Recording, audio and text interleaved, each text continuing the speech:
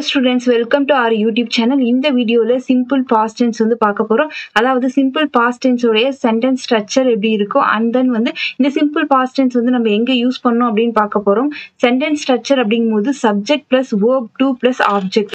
ஒரு சென்டென்ஸ்ல ஜஸ்ட் வந்து verb to மட்டும் இருக்கு அப்படின்னா அந்த சென்டென்ஸ் பாத்தீங்கன்னா simple past tenseல இருக்கு அப்படின்னு அர்த்தம். ஸோ எக்ஸாம்பிள் பார்க்கலாம். She wrote a book. ஓகேங்களா? ஸோ ஷீங்கிறது சப்ஜெக்ட், wrote அப்படிங்கிறது verb, புக் அப்படிங்கிறது ஆப்ஜெக்ட். ஓகேங்களா? ஸோ இங்க ரோட் அப்படிங்கிறது verb to. ஸோ நெக்ஸ்ட் இந்த சிம்பிள் பாஸ்ட் டென்ஸ் வந்து எங்க யூஸ் பண்ணலாம் அப்படின்னு பார்க்கலாம். To show a past action following words are used in the past tense. ஓகேங்களா? அதாவது பாஸ்ட்ல நடந்த ஒரு ஆக்ஷனை வந்து டினோட் பண்றதுக்கு நம்ம வந்து சிம்பிள் பாஸ்ட் டென்ஸ் வந்து யூஸ் பண்ணுவோம்.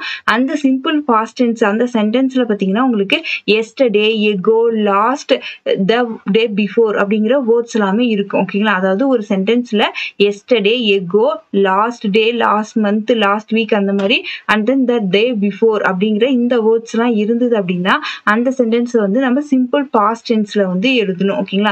Example, I wrote A letter yesterday. இங்க பாத்தீங்கன்னா இந்த சென்டென்ஸ்ல எஸ்டர்டே இருக்கு. ஓகேங்களா? சோ எஸ்டர்டே அப்படின்னா இது வந்து சிம்பிள் பாஸ்ட் டென்ஸ்ல தான் வந்து இருக்கணும் அந்த சென்டென்ஸ். ஸோ ஜஸ்ட் வந்து verb to மட்டும் இருந்தா போதும். ரோட் அப்படிங்கிறது verb to.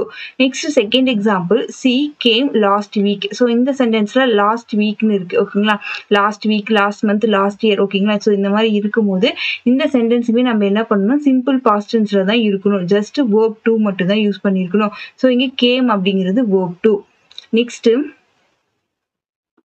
Second one, to show a past habit. ஓகேங்களா? அதாவது நம்ம வந்து சிம்பிள் ப்ரெசன்ட் டென்ஸ்ல என்ன பார்த்தோம்னா இப்போ ஹேபிச்சுவல் ஆக்ஷன்ஸ்க்கு வந்து சிம்பிள் ப்ரெசன்ட் டென்ஸ் யூஸ் பண்ணணும்னு பார்த்தோம். அதே மாதிரி தான் to show a past habit. பாஸ்ட்ல அவங்களுடைய கடந்த காலத்துல பாஸ்ட்ல அவங்களுக்கு ஏதோ ஒரு ஹேபிட் இருந்திருக்கும், ஏதோ ஒரு விஷயத்த ரெகுலரா பண்ணியிருப்பாங்க. ஸோ அந்த விஷயத்த சொல்றதுக்கு வந்து நம்ம சிம்பிள் பாஸ்ட் டென்ஸ் யூஸ் பண்ணுவோம்.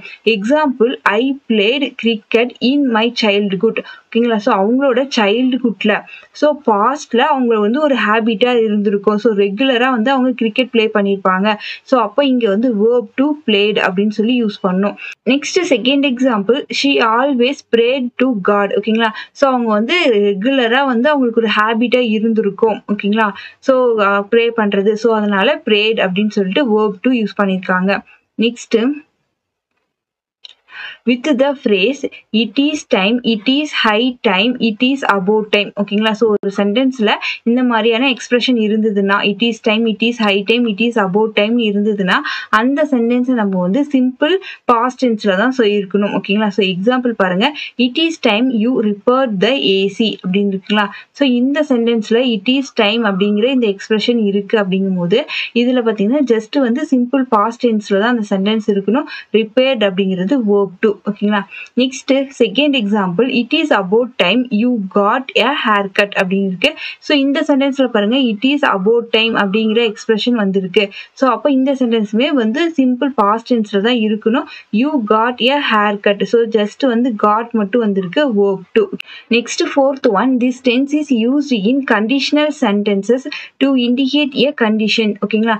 அதாவது கண்டிஷனல் சென்டென்சஸ் எல்லாம் வந்து நம்ம வந்து சிம்பிள் பாஸ்ட் டென்ஸ் யூஸ் பண்ணியிருப்போம். ஓகேங்களா? எக்ஸாம்பிள் பாருங்க, I wish I knew singing. ஓகேங்களா? அந்த பாத்தீங்கன்னா இந்த ரூல் நம்ம ஆல்ரெடி சப்ஜெக்ட் verb அக்ரிமெண்ட்லயே பார்த்துருப்போம்.